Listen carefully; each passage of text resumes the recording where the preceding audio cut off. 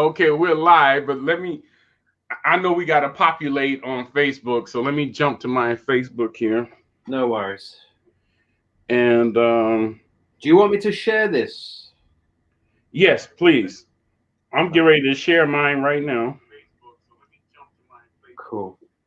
And this hearing, is actually live on Facebook now because it's repeating everything we're talking about. Awesome. So I'm gonna copy the link actually, and then I'm gonna send it. Yeah. Mm-hmm. Cool.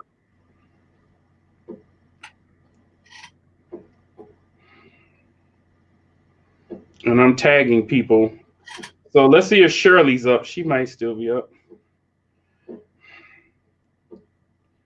And I'm just tagging industry people.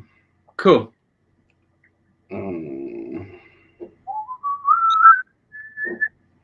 Mostly, I'm trying to tag a lot of people who ask me these questions that are fans of mine, and I can't go through all 3,000 of these people, so I'm just going to grab who I can. Sure. And we'll go from there. What I'll do is I'll probably share this after the live because I've got a fairly big following on there as well. So rather than do it now and try and find it, I'll share it after onto the platform. And I could have picked up the guitar and give you some intro music. Oh yeah, do that. Hey, that would be cool. Well, so you want me to just call you Al? Is that good? Or? Yeah, Al's great, man. Sometimes if people get like, yeah, dude, yo, dude, so I don't want to do that. You can call me Al. Right. Oh, you know about that one, huh? Cool.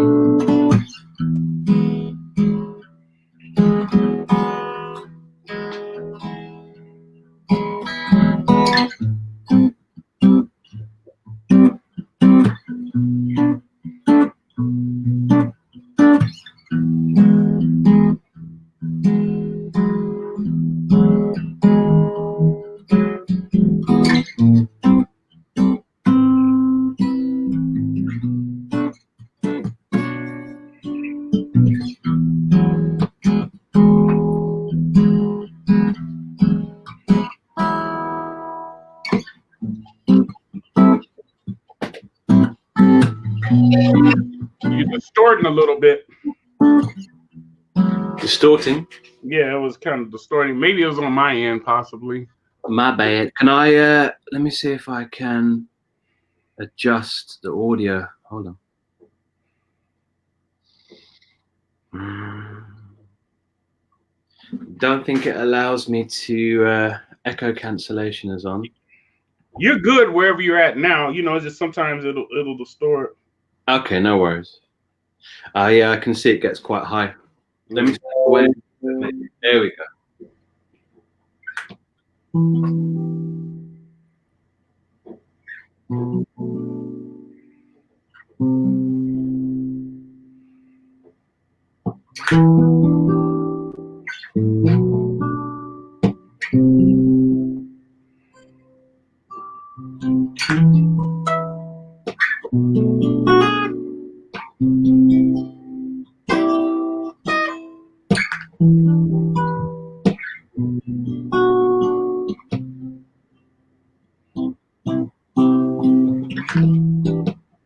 Guys, if you're tuning in now, I'm just sharing, trying to get this stuff going, and Al is serenading us.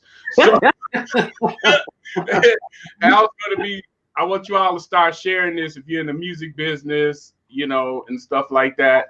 I'm gonna start dropping this in a few groups. So if you see me looking down and not talking, it's not like nothing's going on. Obviously something's going on. Just bear with us until we get a few shares out. So I'm trying to tag people who've been hitting me about these industry and music questions. So just bear with me. Okay, serenade us, Al. Go ahead. All right, I'll bust you a little tune. Right.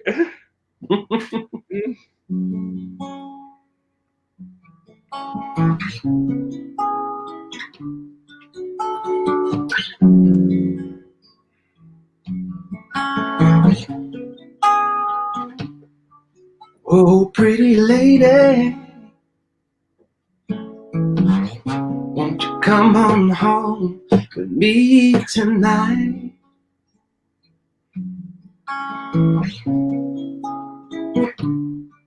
Yes, I've got so much love to show you, and it comes straight from my heart.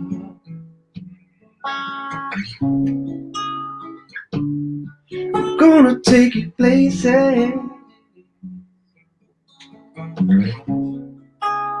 places that you've never been before.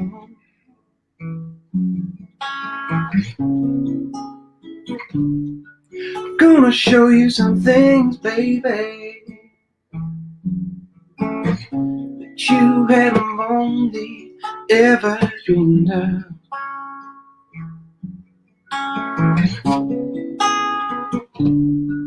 Gonna make love, love, love till the morning light. Gonna take time, sweet time. Hey. Make this moment last forever. Gonna make love, love, love, love till the morning light. Gonna take time, sweet time. Make this moment last forever. Oh, oh,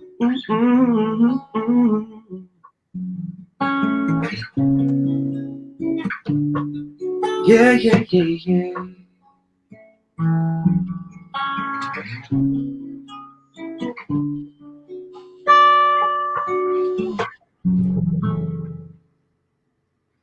Okay, let's kind of get into it. I guess we'll just keep sharing as things go on. That was awesome, dude. That's one of your originals. Yeah, that was off of my last EP that I released. And how did that go for you, actually? It was okay. It's an eye opener when you start releasing EPs and albums. It's an eye opener. I mean, it went well to some regards, but in another way, I didn't feel, because how the industry currently is, didn't feel there was enough support at the time. Even though I had a lot of quite musical influences around me, and that's what actually spurred me on to getting into the platform, actually designing the platform to create more support for artists based on my own experience. Got you. Hi, Emma. I see you, Emma. Share this for me, Emma, to anybody you think might be interested. Emma Jones, I see you. Well, let's get into it. If guys populate, they'll come in, and they'll catch it on the rebroadcast, but let's try and get through it. I get a lot of questions about the industry, as it pertains to, hey, D, what's up with publishing, or hey, Derek, does it work well for me if I'm streaming? And then, how does this thing work if I go, get somebody out there and they go from club to club and radio to radio station and promote me via my social streams and all that? Is it worth it? Should I do it that way, or should I do it this way?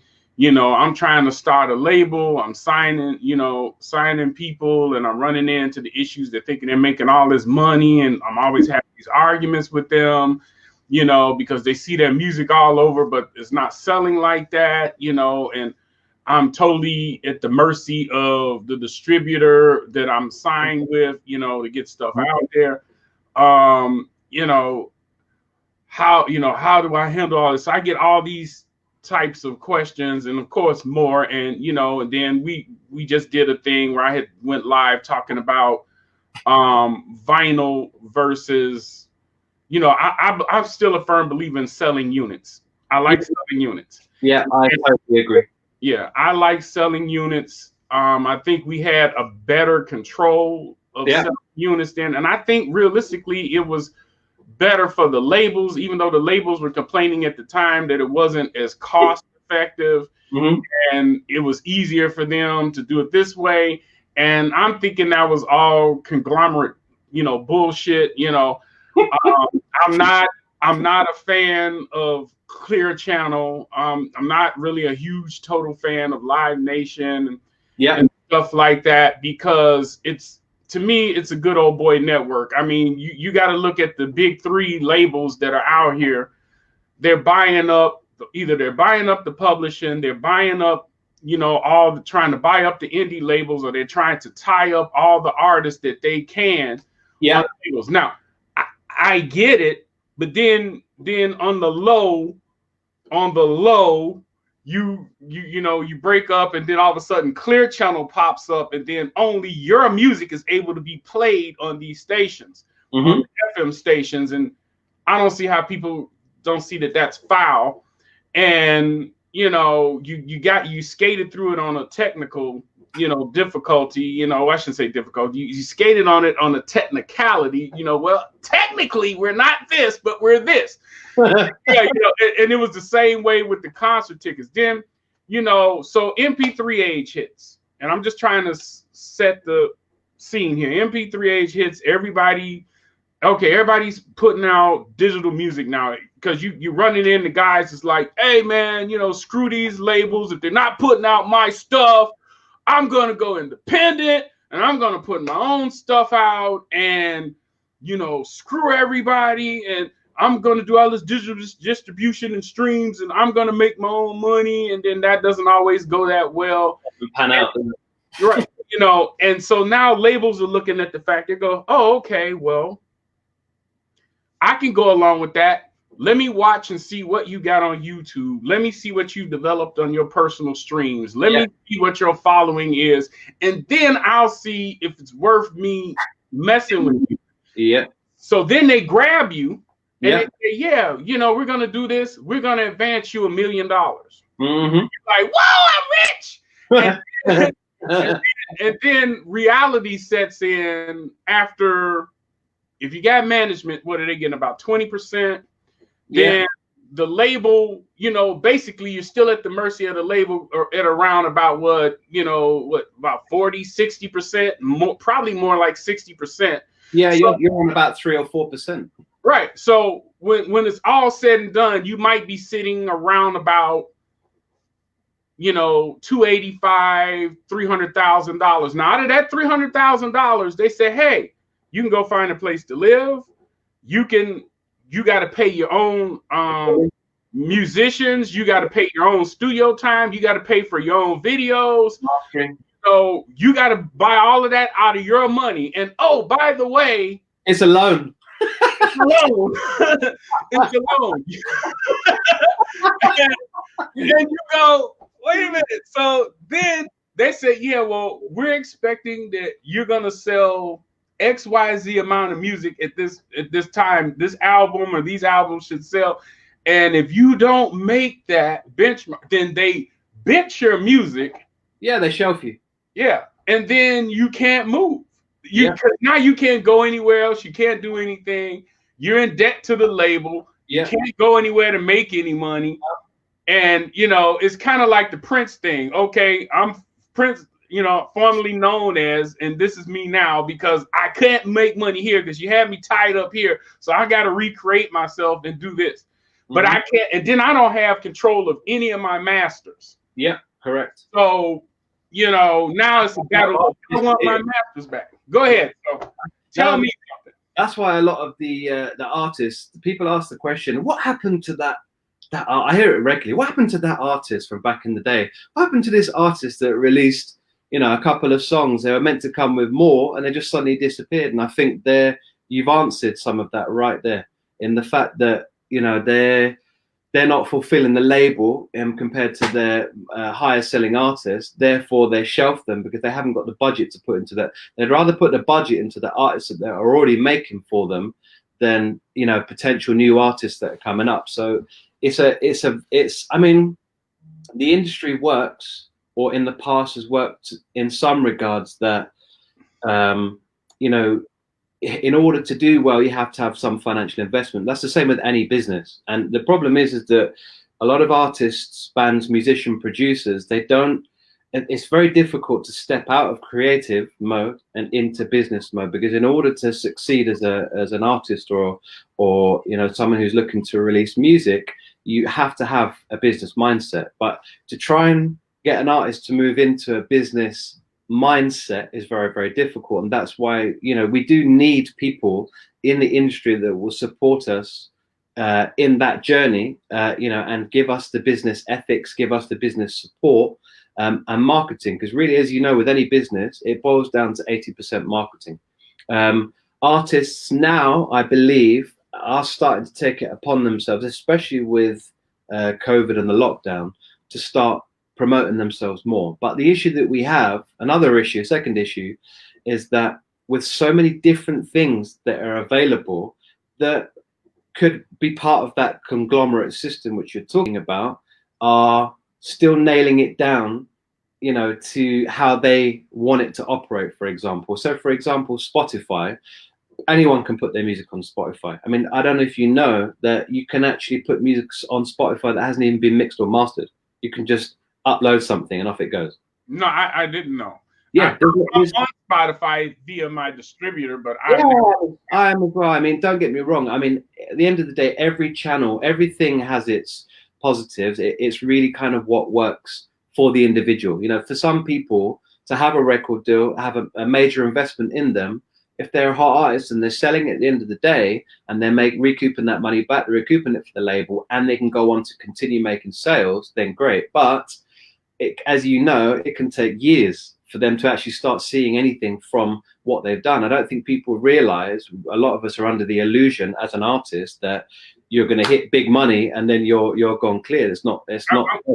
I'm glad you brought that up, Al. So explain to them, or if you're familiar, if not, I will, how the streaming works. I think it's what, a cent and a half or 2 cents per spin.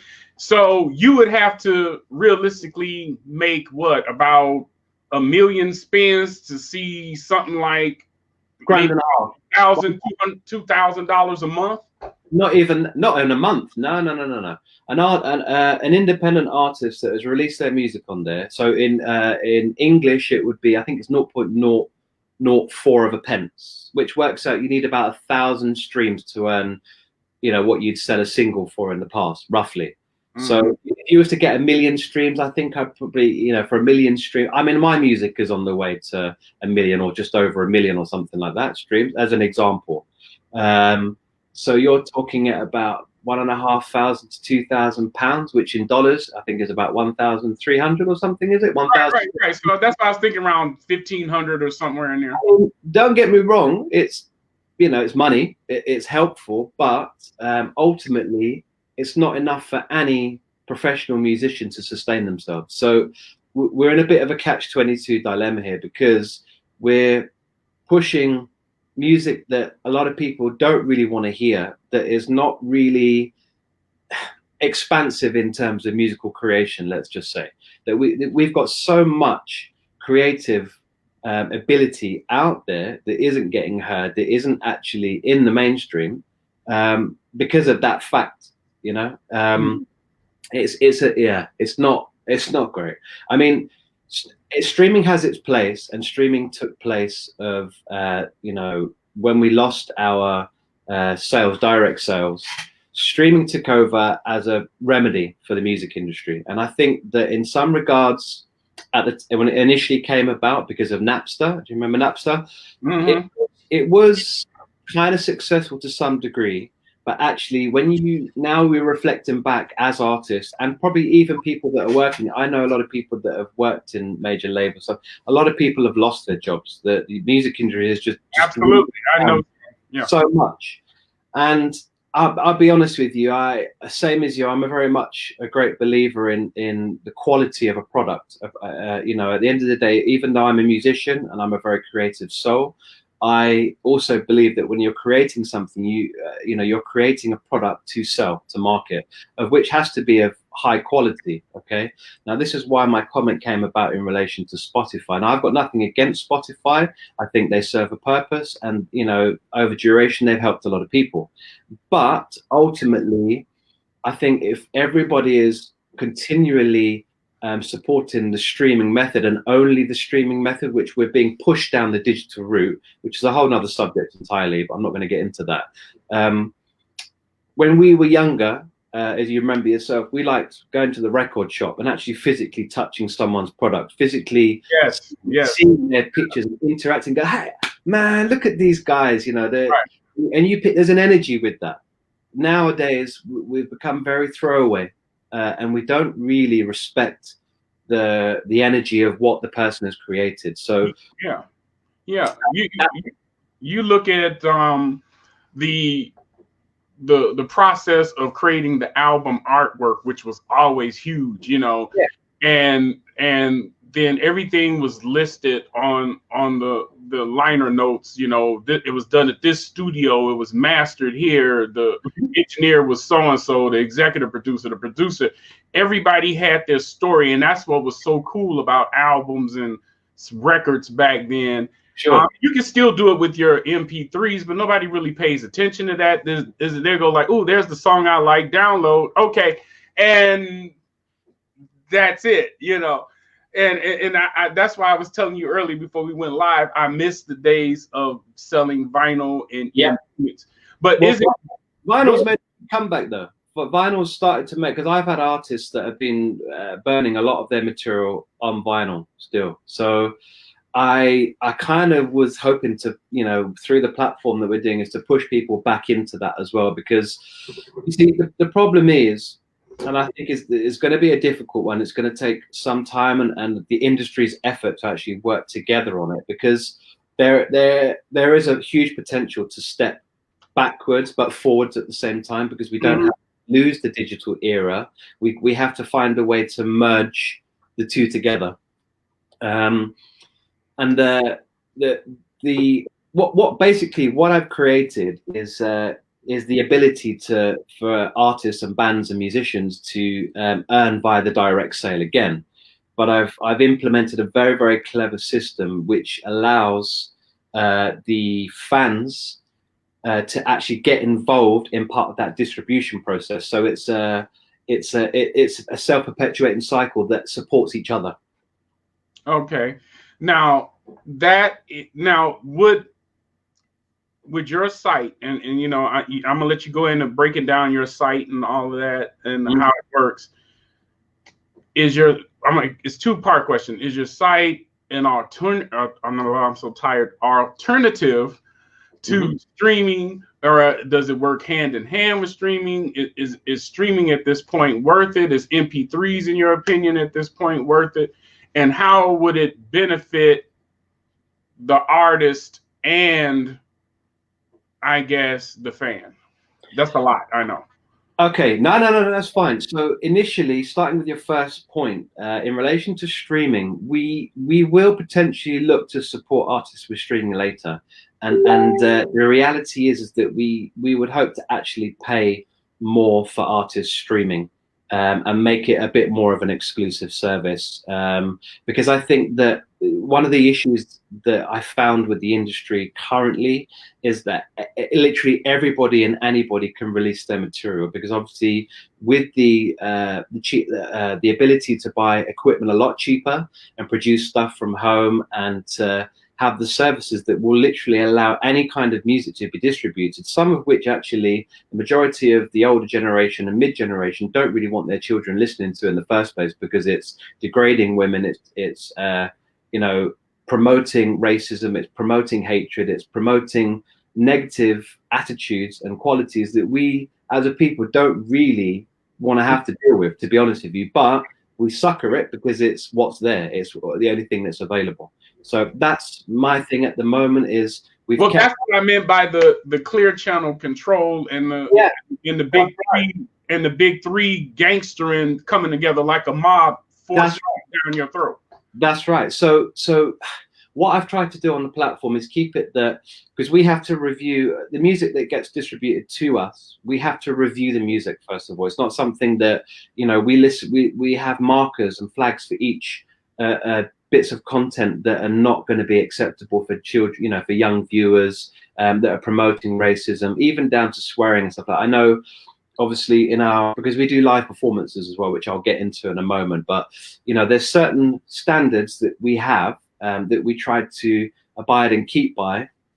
And in relation to distributing artists' music, we're actually building a review panel, a team that actually listens through. We have a few already, but we want to expand the team so that you've actually got a specialist in each industry, each genre, that will be able to review that specific genre to say yay or nay whether they're reaching the mark or not. Because we don't, we also ensure that our artists are mixing and mastering their material as well, which is another thing that's not happening. People are releasing music and they're not even going through the mastering process, which, old school, we do think there's a method of doing stuff when you're doing professional releases. And that for me irons out some of the issues in relation to having so much music available, because when you're saturated with something, a bit like lots of different platforms, lots of different people supplying streaming services, when you're oversaturated, you end up either just going to one or not bothering with it at all,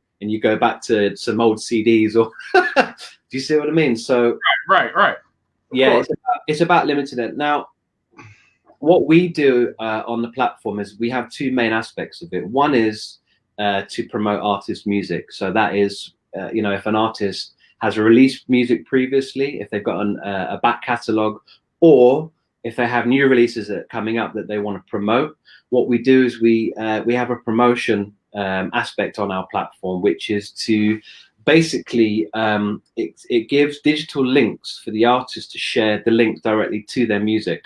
So they have their own. It's effectively, where we're going with it is that it has its own website portal, so they don't have to really rely on sending someone here, there, and everywhere. They have an artist profile. They have their music attached to it. They also have their events linked to it as well. So what we do is we link the artist's events with their music, which enables the artist to promote their music whilst doing their live event. Now, with the live stream going on, it works hand in hand, because with video content on social media reaches far more people than it does general posts, hey, check my music out, blah, blah, blah, rest of it. You'll get the few people that will listen, but when it comes to video, and particularly performing, people really love that. I mean, again, at the moment, we're a bit oversaturated with it, because everyone in the industry has tried to jump in on the, we were one of the originators of getting on board the streaming, making sure that was in place. Right, we even had it before lockdown. Okay. We were prepared, ready for lockdown, you see. Let me pause you there for a little bit, because you did say something that was kind of key. Okay. And you were kind of overwhelmed with that at the point. Mm-hmm. So, I mean, right now your service is free?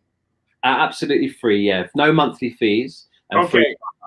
Okay, so it's free. So, I mean, at some point, do you see yourself charging? Because, I mean, this stuff will eat up bandwidth. It'll take a lot of, I've worked with a lot of guys that have, IT guys and everything. And I myself, I'm a, former IT guy. So I understand, I have servers here. Mm-hmm. So I get it. So, do you see that, or how are you making the revenue to support what you're doing? I mean, and then too, what's the process? Well, let's go with that. How are you handling your revenue for that to keep this thing going? Okay, so we've had investment. I've had angel investors invest initially into the business. Now I've invested, I think at present we're probably at around about 250K investment, including people's time into the business as well over the last 3 to 4 years. In terms of the ongoing funding, to be honest with you, a lot of the work that we've been doing is initially to show people that we are a genuine outfit, that we are there to support artists. Now, just going along to our Music Splits Facebook page and looking at our reviews, people will see quite consistently that the artists that have been working with us are happy with the services. They feel supported. They feel they're getting what they need from us. So in answer to your question, yes, that we will be looking to add what's classed as a premium service. So a bit like Spotify do, we'll have some kind of service that will allow artists to access more features, because there's a lot of things that, and I'm not going to go into too much detail because obviously some of these projects are under development, but we want to be able to offer everything that the artists need all under one roof. Now that's not essentially a takeover, as you say, a conglomerate. This is myself and a small team that want to build, working with other artists, employing other musicians and artists and people that are already in the industry that want to get together and actually work at growing something together. Now, if artists, I see at the moment, we're not really charging artists anything. And the reason for that is how can you charge someone something if they're not earning? Right. Well, hey, I mean, I sat back and looked at, my wife and I, we sat back and looked at what I, as a DJ and festival creator and label owner, I'm all of these things, wear a lot of hats, and what I lost total for the year. And it was like, oh, because we had so many plans for what we were going to do, and it didn't happen. And then I'm also passionate about charities, and then I was so hurt that I couldn't feed the homeless this year. I couldn't, do the Christmas drive like I wanted to, Yeah, I know how you feel. I perform every year for Crisis for Christmas in the UK, and right. the same way we're also supporting charities through the platform. And to be honest with you, I'm not saying that we don't earn, because actually through our music promotion, when we're promoting the artist's music, we actually have a 50-50 deal to make a fair split with the proceeds. So every direct sale is split at 50% between the platform and the artist. Okay, so if it's okay, I'm trying to understand how that works. Okay. Because I'm gonna tell you guys that's watching, if it's cool with Al, I'll be the guinea pig for Al, for you guys. I'll send Al things or whatever, and we'll see how it goes with what I have. Yeah. If I'll put myself in the fire, as you guys want to say, you don't do it. How come you not? So I'm gonna do it. I'm gonna do it without, just to see how this works. But so let's go through the process. So you said the 50-50. So on your end, let's put our end to the side. So on your end, your 50% is justified by what? Is it? So you're saying the reason why we're taking 50% is because we do. The reason why we take 50% of the profits of the sale is basically because we're offering the system that allows the artist to share their music directly through an automated system, which pays them out directly back to themselves. Okay. With all of the tools provided for free. Okay, so who do you send that out to? How does that work? So, okay, let's say, do you send to Pandora? Do you send to Spotify? Do you send to Track, Beatport? What does that do? We don't distribute at the moment to any of those major networks. We've kept out of the major loop for a moment until we actually see how people are responding to purchasing artist music.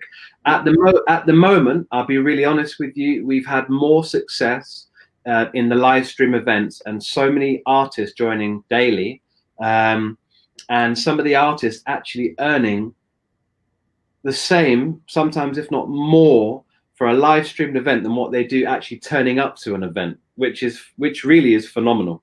But going back to the 50%, that's going to take some marketing budget to actually get into the realms of promotion. Now we've got something like 15K followers on Instagram. We've got about 20K followers now on Facebook, thereabouts. And really, it's now at the moment we're just building the marketing program to actually start reaching into some of those audiences, because it's taken a lot of time and development to actually get this to come to a head, because it was a very, very complex and complicated system. Because as you can imagine, the earnings aren't just for the individual. So let's say, for example, you were a fan and you wanted to purchase my album. Yeah. Now, by you purchasing my album, which we've had the legals created by one of the lawyers from Sony, obviously, because we want to make sure everything is legally covered and on board. Ooh, some people have a beef with Sony, but yeah, go ahead. he used to work for Sony. He's not Sony. No, I'm just saying that word, that name. Yeah. Yeah. I mean, it's a lorry at the end of the day, but people like to know. I mean, at the end of the day, someone's good at their job. A lawyer, doesn't matter who they work with. If they're a music lawyer, they know their stuff. So basically, if you purchase an album, you would actually get then distribution rights to go out, share that album, with the share buttons, with the tools that we've provided on the platform. And our system will recognize digitally all of those shares that you do. Now, as soon as someone comes back to the platform from your sharing, you will receive yourself 50% of the shares of that music, 50% of the profits of that music. So of your stream of my album. Oh, of your album. Gotcha. This is a physical. So we're talking about physical download. We're coming out, not coming out of the streaming.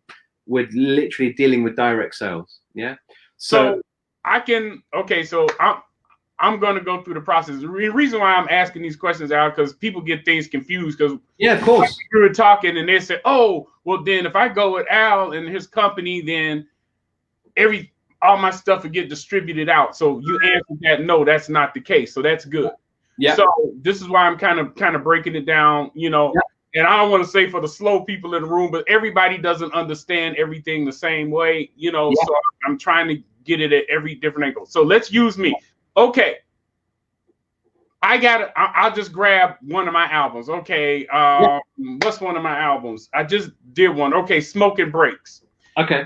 That's newly released. That's just the old. Remember, I don't know if you ever DJ before, but it's the old. Yeah. It's based off the old Mix Your Own Stars. Yeah.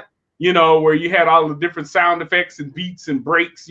So I recreated that, and people seem to have been loving that. They said, "Oh, dude, that's awesome." So okay, I download or give you Smokin' Breaks. Where does it go from there?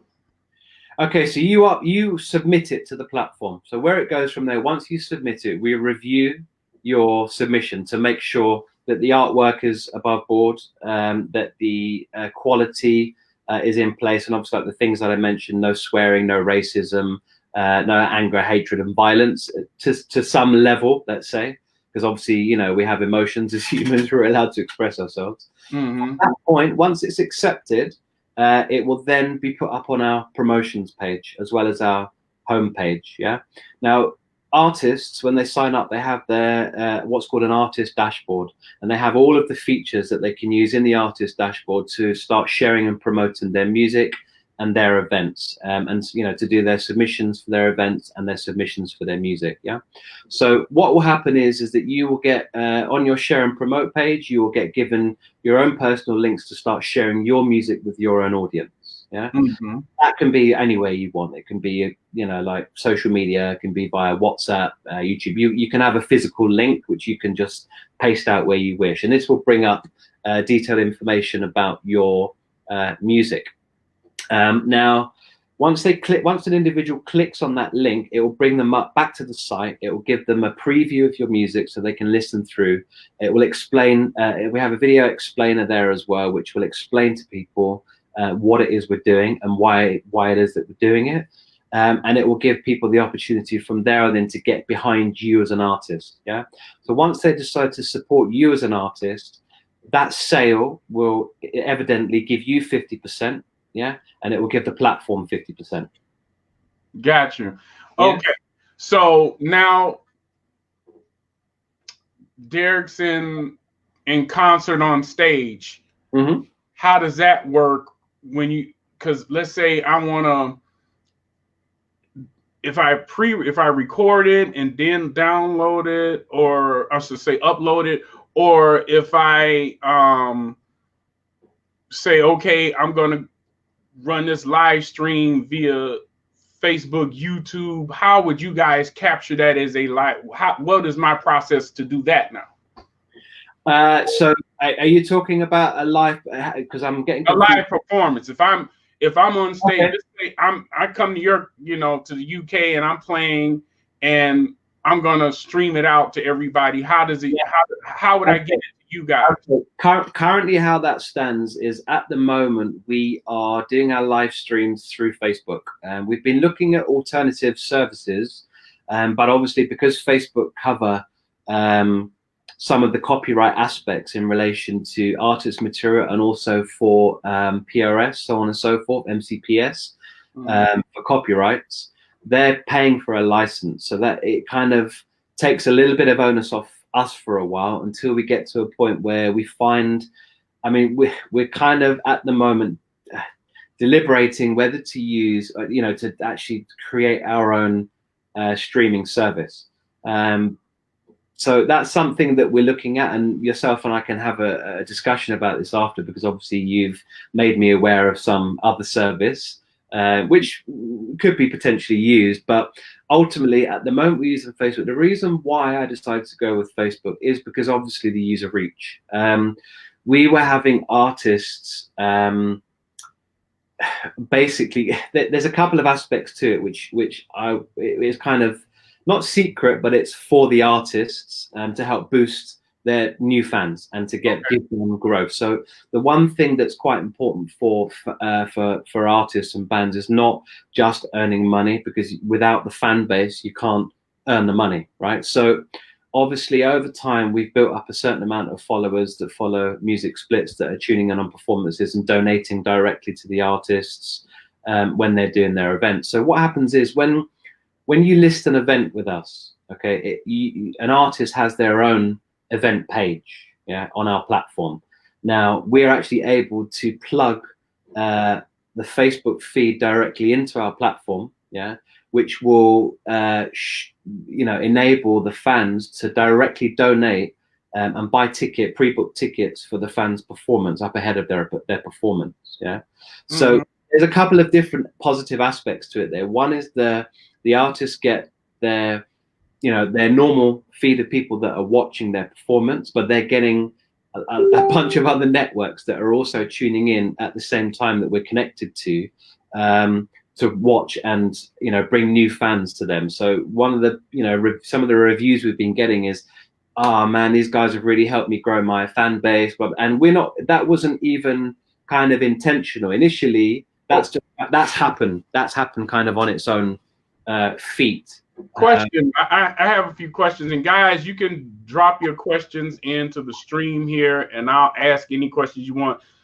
Dion Hunter, which I'm actually on one of their stations. If you've heard of Glenn Underground, he started his own station with Dion Hunter called The Get Down, which is what I was talking to you earlier about, that I do on Thursdays, where I play a lot of new music and just do the whole FM, because a lot of tracks come out and nobody advertises who those tracks are. And, I'll put them in the mix, I'll mix them, and I'll jump in and say, hey, this is by so-and-so, you can find it here. And we have conversations like what we're having now, where I may break an hour of my show and do that.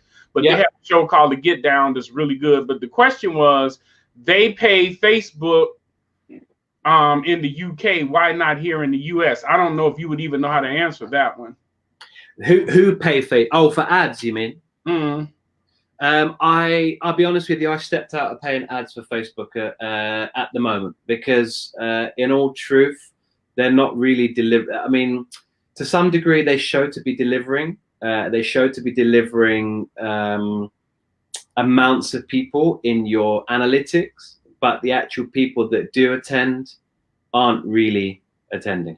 That was what I found. If I'm really frank with you, so this is my personal advice. Taking it away from the business, because obviously I've had a working relationship with Facebook that's been a bit on and off. At the end of the day, me as well. Yeah.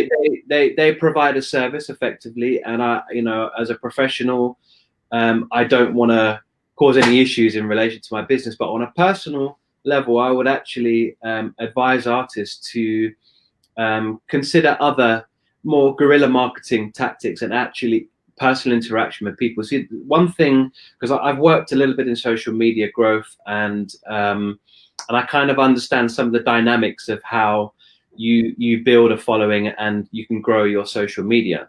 Now, there's so many different things going on at the moment where you know, basically the most powerful way to connect with people, as it's called, social media, is to be social. That was always the hard and fast rule, right? When Exactly.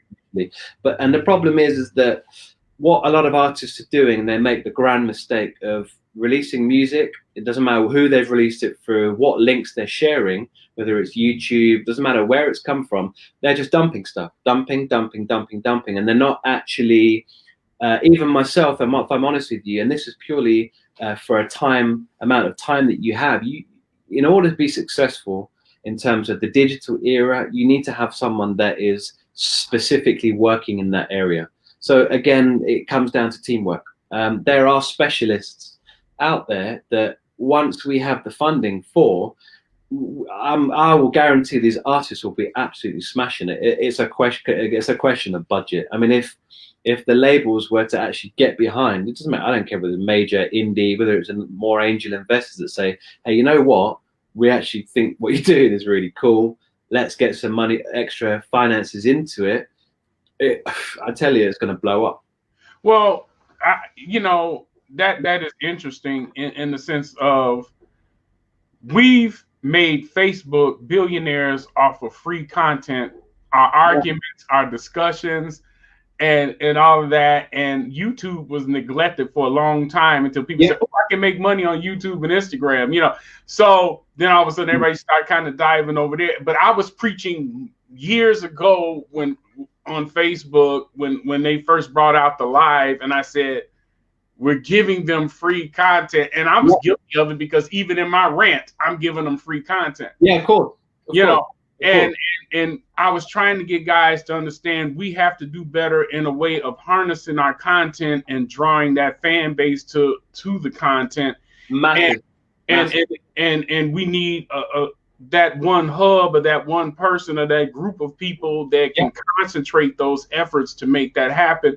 And hence people will try and hire publicists and I found that publicists are very costly. I've dealt with them. Some of them want $2,000, some of them want $5,000 in a retainer, and they can say, hey, I'm going to give you this and this and that. And then when you look at it, you be like, I can do that myself. What am I paying you for? Give me something else besides what I can do myself. So, I'm not really seeing how publicists benefit you totally. I think they benefit me if I'm doing something on print, or I'm trying to get a televised interview, or I'm trying to clean up a mess that I've made publicly. And I say, okay, how do I fix that? I talked about somebody's mama and I pissed them off. So, can we fix that? What do I need to say? That's my my whole thing with publicists right now. So I guess the question is, right now, is it worth it for guys to get on labels? Is it even worth it for them to keep starting independent labels, or is it just better just to take advantage of the platforms, the digital platforms, and just say, hey, I'm gonna put my music here, I'm gonna put my music there. No, I'm not a label, I'm not this. Check me out here, check me out there. Very, very, very. That's a very straight question. I'll answer it very straightforward to you, and we'll go back to marketing, because everything is boiled down to marketing. If I've had a number of artists same way come to me, Derek, and they've asked me straight up, hey, I've got this independent label that wants to take me on, so on and so forth, or a manager. I'm like, my first question to them is, what are they going to do for you? What have you asked them? What are they going to do? You see, a lot of people are under the illusion that because someone owns a record label, I mean, I'm not being funny, but it's not that hard to set up a record label. It's not that hard to set up a new business, yeah? But what is difficult is to get someone to invest in you as an artist, yeah? So the first question that anyone should be asking is, what's your budget? What's your budget for new released artists? Like, who do you currently have on your books? Because you, as an artist, you want to work out what that entity's priorities are. Because if you're not going to be one of their priorities, then it's not going to serve you, right? Now, something I've always admired about the US, the people over in the US, different to what we have in the UK, Derek, really straightforward. And I'll answer this in the nicest possible way. And so there are some good souls here over in the UK, but I have actually approached a number of different people in the industry who initially, when they heard about the project that we were doing, oh great, yeah, wonderful, we'll get our artists on board, and yeah, it sounds great. Let get back to us. Blah, blah.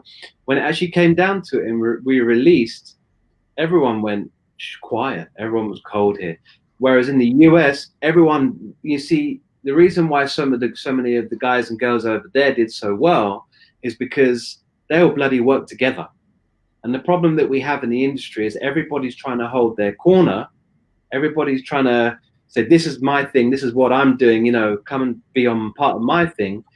And that's, I think personally, where everything is failing, because people aren't actually stepping together and uniting and being part of something. You see, I've actually left it open that, I've actually kept the majority of shares in the platform, and I've done it for a reason, because when the right people step in at the right time that want to get involved and actually become part of something, they can become part of it. Do you see what I mean? Because the platform is about music for the people, by the people. We don't want to hear some of this mainstream bubblegum music that's continuously being churned out, that all of us, I mean, I'll be honest with you, the younger generation here in the UK, a majority of them are listening to the old 80s classics. Trap. Right, I know. And right? And there's I don't even listen to this rubbish. Right. As a DJ, I've noticed that some of the requests that I would get, like when I put out new albums, and they would say, hey, wouldn't it be cool if you did, kind of a classic 80s sound? And I had actually talked to a lot of my peers that were, that helped to create that Chicago house sound. Hey, you think we need to, and everybody's kind of like on board, and we're working on kind of a joint EP now where it's going to be a lot of the old guys that you used to see, coming overseas that, back then that they were calling imported music, from that created the house sound, to come together and kind of give you that 80s twist, twist now to then, type thing. Deion Hunter was saying, no, we absolutely don't work together, here in the US. Well, I think Deion is looking at it from a house music cultural standpoint. The house music community here in Chicago is very competitive, very cutthroat, and it has gotten worse since technology has came into play, and people can stream, and people can, it's almost like they're angry because in the 80s, when you look at house music in the 80s, you didn't have all of this. You had labels that signed you. Yep. You had people that requested you to come to Germany, to the UK, to France, and wherever.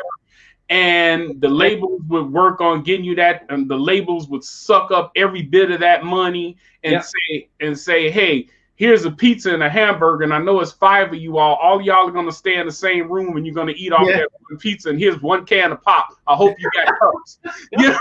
And everybody, but we didn't care because it was fun, and we were jamming, and we got the little quick money. And then if you were smart, when you got there, you booked other places, so you can make up for the money that you lost, because the label screwed you with no Vaseline. So you say, okay, well, while I'm here, I'll make an appearance over here, and while I'm here, I'll go over here. And people was getting extra money that way. And that's kind of the same with modern day labels, because you mentioned about breaking new music and stuff like that, or breaking a new artist. Yep. So I'm finding the average is between $400,000 and $500,000 to break a new artist for the door. And I don't think a lot of guys understand that. Nope. And they got to see realistically if you're worth it. And then what they don't also understand is, if I'm a major contributor to so and so's label, meaning that I'm racking them 30 million, 40 million, 50 million dollars. I'm supporting everybody that they're bringing in beneath me. That's right.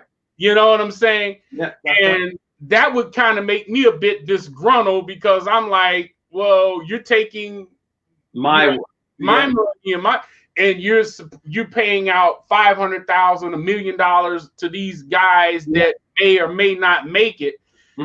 And you know, people gotta. I'm saying that because you guys that are watching, you gotta understand the process. Yes, that's right. And I think everybody gets twisted in the process. Yeah, you know? It's true. But as Chicago as a whole, man, the DJs and the producers here are very competitive. They're very cliquish, but I understand your point. You meant as American artists. Yes, generally, not just house. Yeah, you know, for sure. For sure.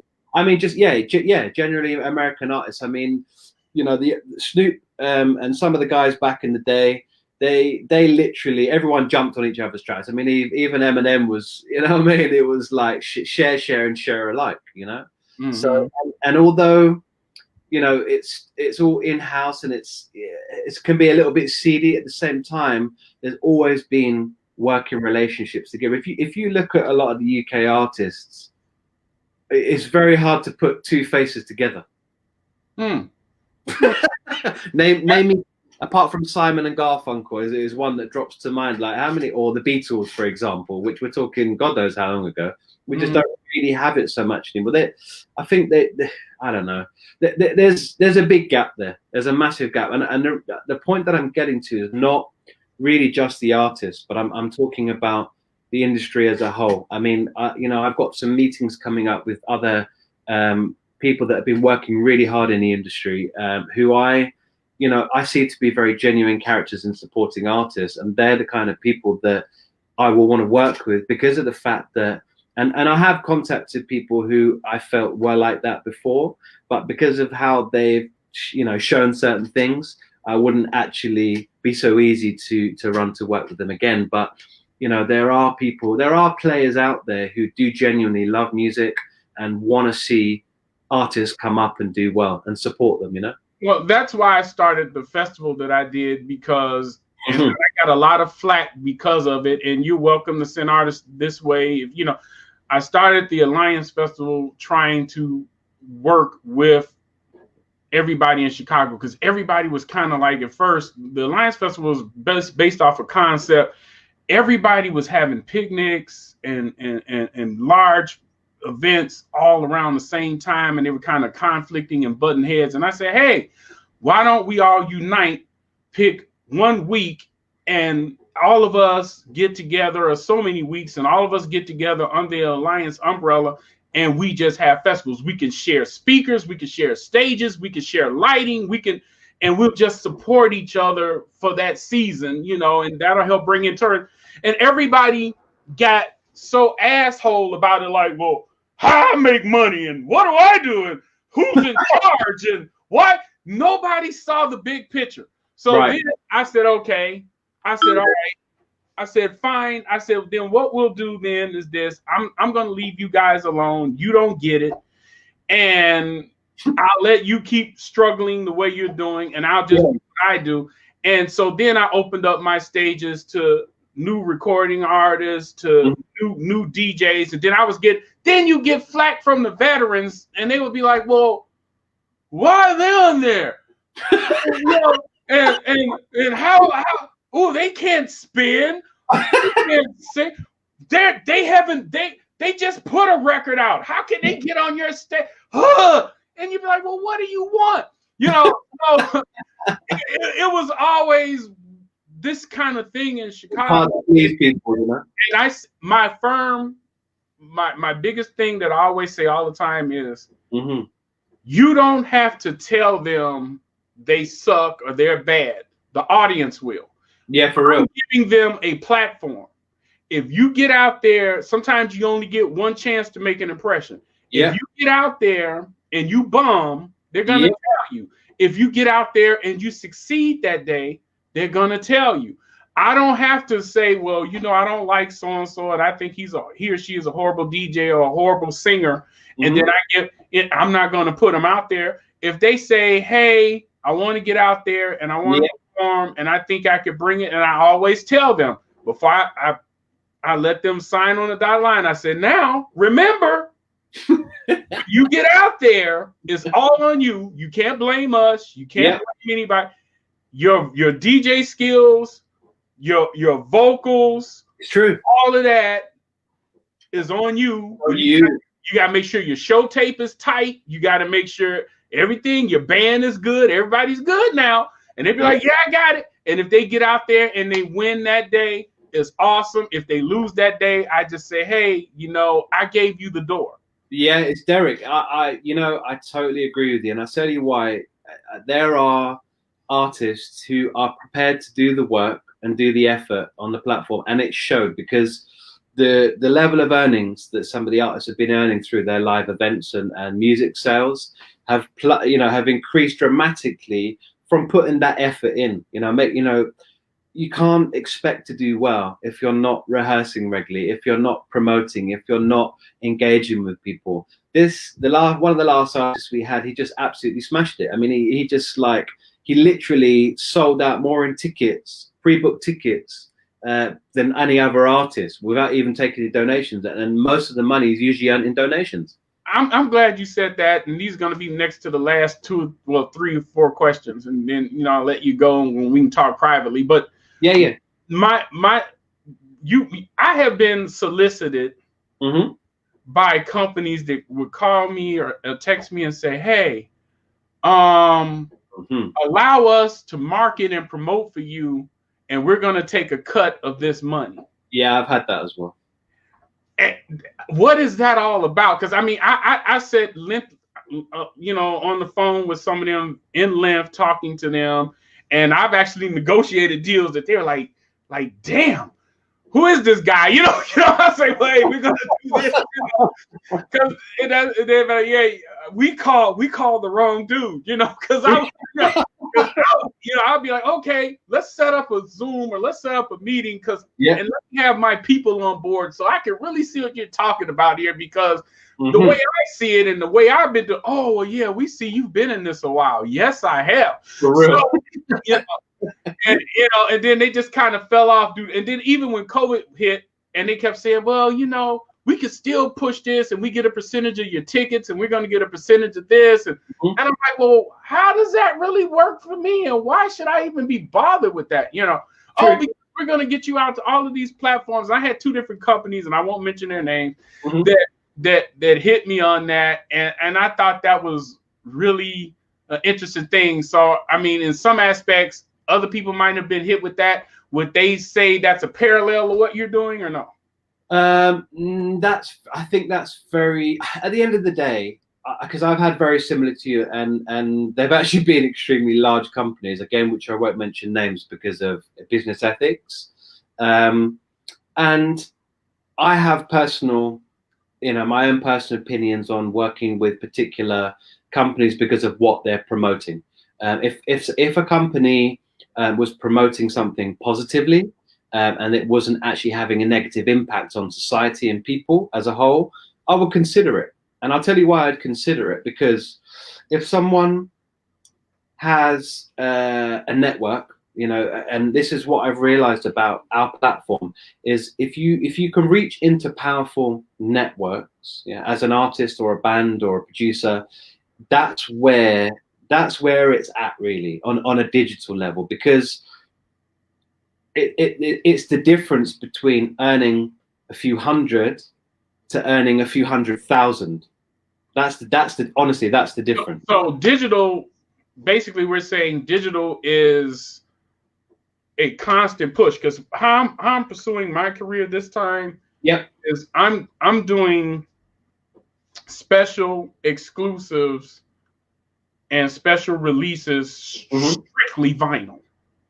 Okay. And then the rest I'll do digital, or I may grab a song or 2 from that album and let it go digital. But if you want everything, you're gonna have to go vinyl.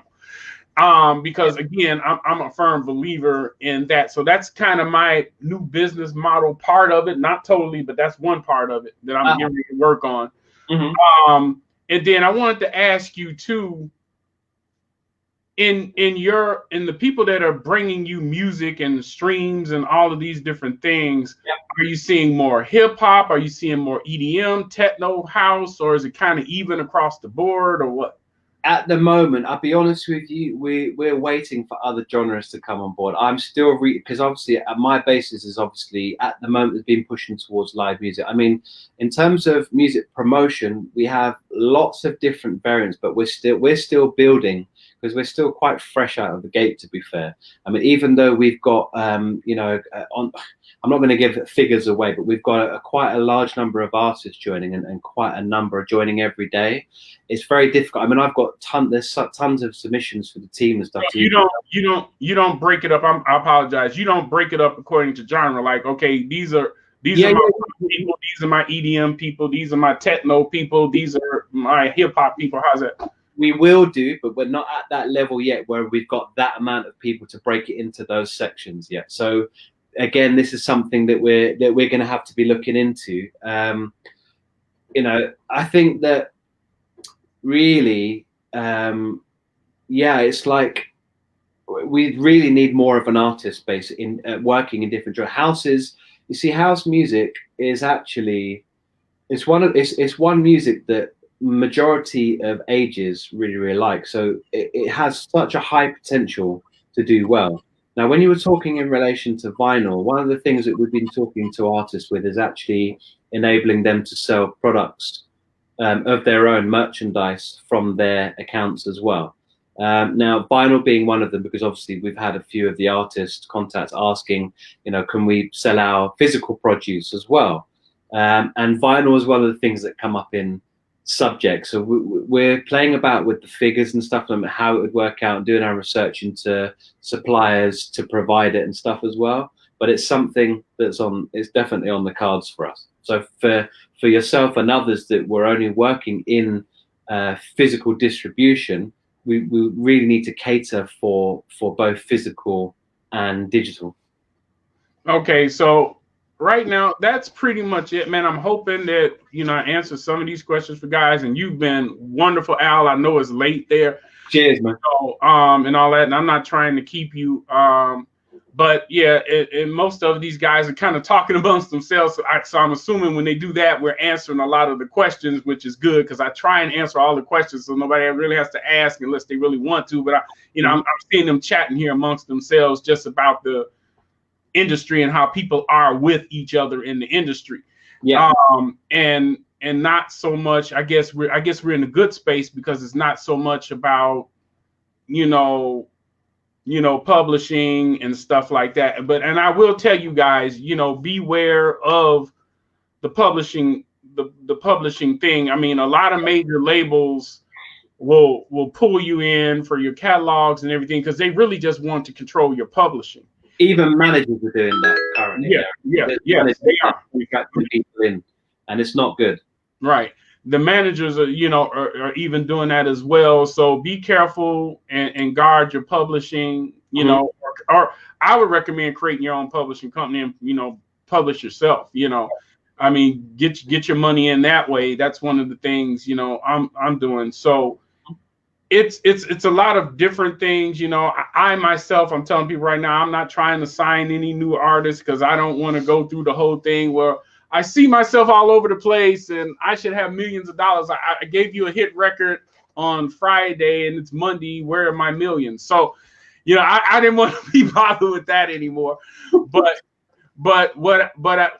I am an advocate of trying to help you guys and getting the knowledge out there and getting the people such as Al that can help you out and give you another platform, another outlet.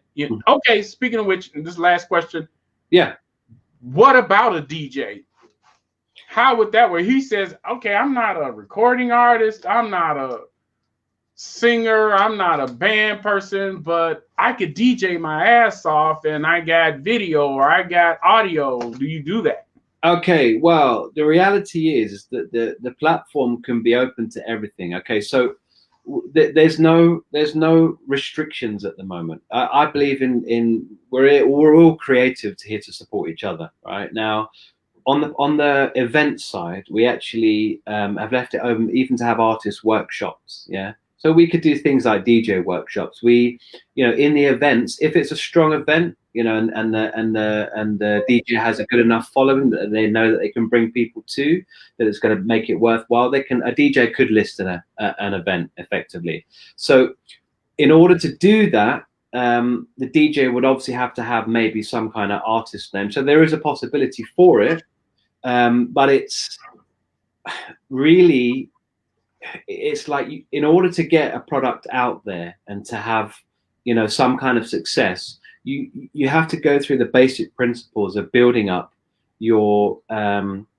social profiling, and that can be anything from, websites are becoming a little bit old hat, if I'm honest with you. Yeah, I got rid of mine, and I did a freebie.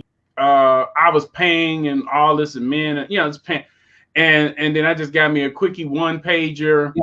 And just called it that because I was finding that it was very less effective and promotional purposes. That's right, it. Right. We're approaching other people in the industry. People it was pretty much a calendar for me. Okay, I'm gonna be here. I'm gonna be there. Here's my new release. Yeah. I'm out. Yeah. The sad part is because of the technological takeover that we have nowadays with TV, smartphones, and so on and so forth. This is one of the best bits of info I can give some of the guys tuning in, is that people generally have between something like a 4 and 8 second attention span. If you haven't captured someone's attention within that 4 to 8 seconds, it's a no-go, you see. So very, very important to ensure that you have your branding, is still very, very important these days. Is to people associate something with a brand. They associate something with a name, with quality, with professionalism, with respect, with engagement, how you engage with them. So initially what I would say is ensure that all of your social medias are in line with each other, that they are all named the same. So when people look at your links, you see, in order to rank up high on search engines digitally, you need to be able to recognize the same person throughout all of that front page. You want you there. When they search a name, DJ Ice, they want to see you on that whole first page. And then you're in the public size, you're creditable. And once you've started integrating and in social media a little bit, I wouldn't say go too hard in it, because you can build it along the way. You can just start a profile, make sure it's professionally set up, post regularly and engage. It's very, very important to socially engage with people and start building a genuine follow. Whatever you do, I'll be honest with you, I did this with one of my own personal Vincent account. Do not pay for followers. It's a no-no. Don't pay for followers, because it will ruin you. You won't get the engagement. You won't get people interacting with you. It's not the way to go. Your best bet is to build yourself up slowly, build your engagement, build your fan base. I always say, and I've always said this, okay, in music, forget about money, because money is a separate issue. It's business. Music and business, they work together, but they're not as one. Yeah. If you can entertain, if you can make a difference in one person's life through your music, you've won. Thank you. And that's a good way to kind of end it. And I've said that myself, that I had to learn. Well, I went through different changes. I went through the thing where I did it for the love and was very successful. Then when I came back, I started doing it for the money, and it was like, and now I'm back to like, if this sells, it sells. If it don't, it don't. But I enjoyed making it. That's it. And then everything started tending to sell, because I was just like, oh, that's sold, and I because my wife would always say, you overthink your music too much, and I get a lot of guys say, hey, I need a Jack and House version of this and that, and then sometimes, I'm a very soulful person, or I'm a very tribal person, so I'll end up dropping those elements in, and I'm not big on the EDM buildups, even though I'll do them. But it's like I get so tired of the but I understand there's a reason behind all of that, especially in pre-programming shows and stuff. So, but one thing I gotta say with all of this is the industry right now is definitely on a digital platform. Branding is important. I screwed the pooch myself. I'm gonna put myself on the fire when I had multiple pages. Right. And I got disgusted one day for whatever reason, and I said, screw it, because my Twitter was over so many thousand, and I had this, and I got mad at everybody. I said, I'll get rid of like a drunk. I'm getting rid of everything. And and then, you know, when I got my management back, you know, and everything, and they were like, well, what did you do? What did you got 5 Facebook pages, you got 4 Twitters, you got 3 Instagrams, you got, where are you? Yeah, everything is different. And how we need to get all of this together, because we need to show numbers, and your numbers are like here, and then how do we sell you when you're over here? And people are like, well, so now I'm in that process of sweeping the house and keeping my manager from pulling out her hair, and you know, all this kind of stuff. And we're starting to come back. Also, I'm working with some people out of the UK, you know, dealing with BBC and stuff, where I don't know if you've seen it on my pages or whatever. It's called the top 100. I think it's called the top 100 global Chicago. Let me. I gotta look up. I did see it. Yeah, good. Right. And so it's if Chicago.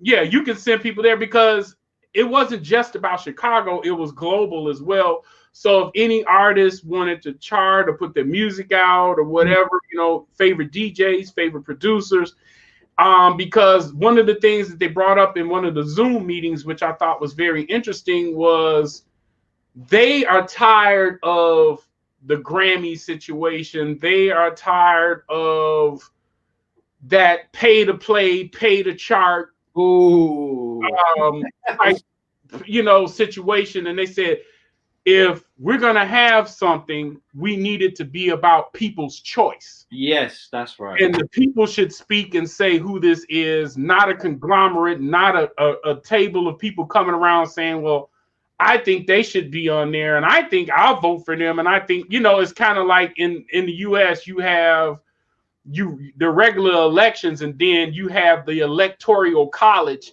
And even though the popular vote says this, then the electoral college says, well, I don't care, we're putting them in, you know. And that's kind of how it works in our voting process here, you know. So is it technically a democracy?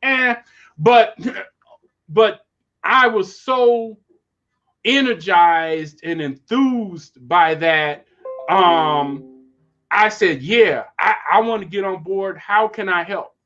And they said, hey, start sharing these charts, start putting it out there, share the links, and create the links, and get all the data back to us. And then at some point, they're going to allegedly roll this over to a billboard situation and say, no, we're not taking it anymore. This is what the people are saying. These are who they're saying the popular DJs are. These are who they're saying, you know, their favorite artists and tracks are.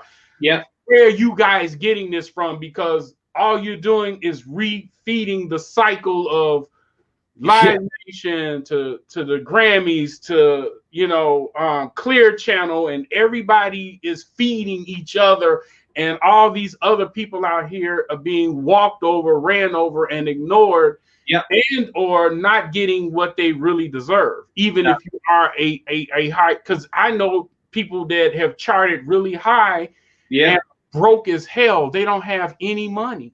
Like a lot of the old reggae Jamaican artists back in the day, they're all had just completely the backs ripped off of them, and they're there.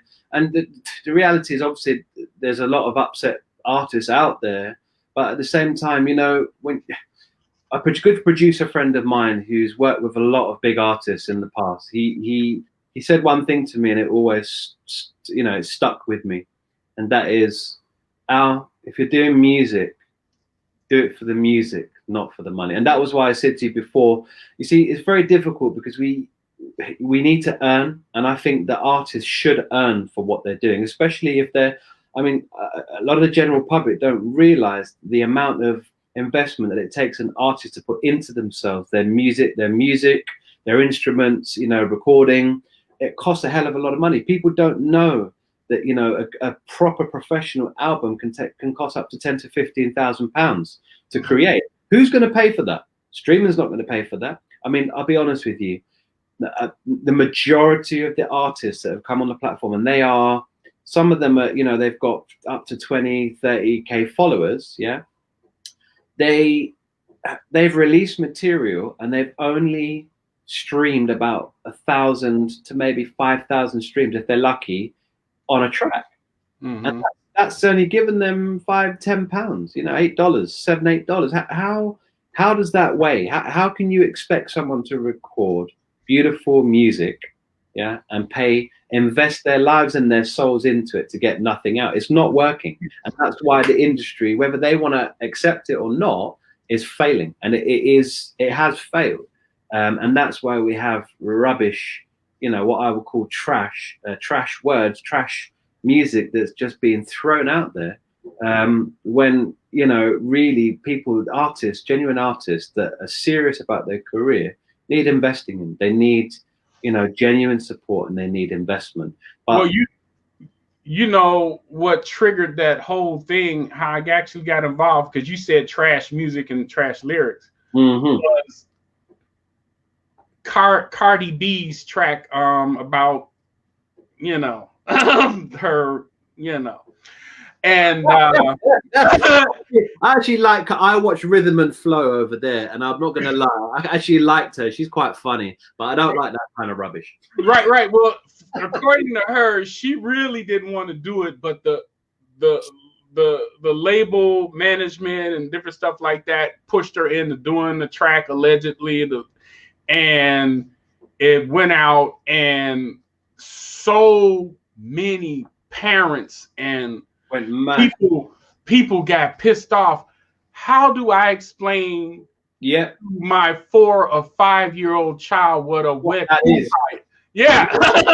You know, and it had enraged so many people, and a lot of the people that were, like you said, used to work a former label A&Rs and all of that from major companies. These were like guys from big companies that's got like big receipts behind them.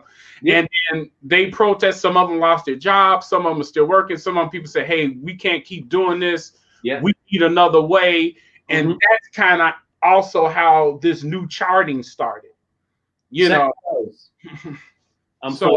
sex sells, and that's why they're pushing, and obviously there's an agenda there as well, because, you know, if I'm keeping it real, they're trying to keep us on a lower vibration. They don't want us to rise up, you know, effectively in that regard. So they want to keep us in that lower chakra, in our sacred area, and it's not. Are you speaking my language? Yeah, man. You know I'm I'm a Reiki master. Okay. I know a few. I have a few friends that are Reiki. Yeah, Reiki, and then my wife does the cards and all of that. Okay. Yeah, I'm a man of the Most High at the end of the day. So, you know, everything is everything, as I say. Yeah, the energy is everything. I believe that's where we all manifest from, and that's what we all return to. And if you have a positive energy, you return to a positive energy. If you're negative, it's going to go to a negative energy. That's how I see life. That's exactly right. Every action has a reaction, and what you're putting out there in life, if it isn't hitting you now, at some point it's going to hit you. And those people there, it will come back for them at some point or another. Yeah. I wear my tiger's eye and burn my incense. I do all that. I do my meditation, and you know, and I get up every day and pray to the Most High God and thank Him, because everything, you know, goes back to a source. And I think that. And that's how, you know, if we're going there, that's how you bring energy into music as well, because what people don't realize is that as musicians, we're effectively channelers, and we're channelers for source energy. So the more you are open to these higher vibrations and positive energy, you're going to embody that, you see. And the problem is that we're stuck in a 3D world. We're stuck in a realm where we're stuck in a very old paradigm that we're actually shifting out of. And collectively, what's going on is a massive change. And the let's say the powers that be don't like that change that we're going through, because a lot of people are waking up. Yeah? Mm-hmm. So, yeah, we're in that awakening period, and it started about 5 years ago, realistically, where people were starting to like, wait a minute, what's going on? Yeah, for real. So right. We're in that spiritual awakening, and that's a whole nother conversation with a lot of that's a personal thing you and I could chat about. Yeah, of course. But we're definitely in that, and that's energy is everything. That's it. Energy is everything. Yeah, that's true about music, because even as a DJ, I've had to learn to tap into that vibration of starting at this BPM and reading the body and feeling the energy, and then going from there. That's why music can grab you so much emotionally and make you cry or make you happy or make you go, yeah, because you've tapped into people's vibration. A lot of guys just say, I'm playing this and I'm doing that. And, I go on the energy of people. But now it's been great. I'm going to end this. We can chat after this. I hope you guys learned something. I do this because I love you. Even though the better part of me says, why do I keep even being bothered? And why do I keep trying to do this to help guys? But I think it's that thing where God has made this my purpose, and I can't fight against the purpose that he has created for me. So the more I say no, the more he puts me in a position to say, yeah, you're going to go do this and you're going to go help those people. I don't care if you're, so, but I appreciate that in the Most High God. And, I hope you guys got something from it. Al, give them your site information and all that real quick. Absolutely. Yeah, guys, if you want to head over to www.musicsplits.com, you can sign up for your free artist account. If you're a fan, you can also get a free artist distributor account with all of your tools provided. Simple as that. Head on over to www.musicsplits.com. And don't send them garbage. Please make sure we have a high standard for artists. We want to promote the best. We want you to operate at your best. If we can advise you, some people will send their stuff through and they may be missing elements of their artwork, or, they may not have mixed something quite right. And we actually give you positive feedback on that. But we'd rather not you use us for that purpose. We'd rather get you to a place where you feel that your material is a level where it's able to be promoted and that people are able to receive it. That way, it makes our job a lot easier. And we can help you reach as many people as possible. If you're interested in the live events, you're welcome to add me, or you can chat to me through Derek in relation to DJs performing, so on and so forth, and also submitting music. Come back to us, guys. Question, real quick. Okay, how does that work on a licensing aspect if you got a DJ playing an hour's worth of everybody else's music? Depends who we're streaming it through, because we're not actually, remember what I said to you, that Facebook are handling the streaming. Gotcha. Okay. Facebook are handling the streaming. They're covering performance royalties, aren't they? Right. Von Mayhem, he's an up and coming artist, and he has his own label, and he's been putting out music. He just joined. Von, I'm sorry you caught us near the end. I'm going to end this broadcast. Just go back to the page and replay it from the beginning, bruh, and share it. It's a lot of great information, Von. I tagged you in it because I know you one of the guys out there that's trying to do something here in Chicago. I love and appreciate you. Don't think your brother here is ignoring you. I know a lot of DJs and producers are very competitive. I'm not that guy. I'm like, if we can all work together, we can all eat together. Everybody doesn't believe in that philosophy, but I absolutely do. Teamwork makes the dream work. This man said it exactly how it is. Oh, yes, Bob Marley. Yeah. yes, right. So, Von, yeah, man, thanks for tuning in, man. Just replay it. And Al gave great information. Hopefully, I gave you guys great information. I love you guys. All right, I'm out, man. Thanks for having me. Nice to see you guys. Have a nice evening. God bless.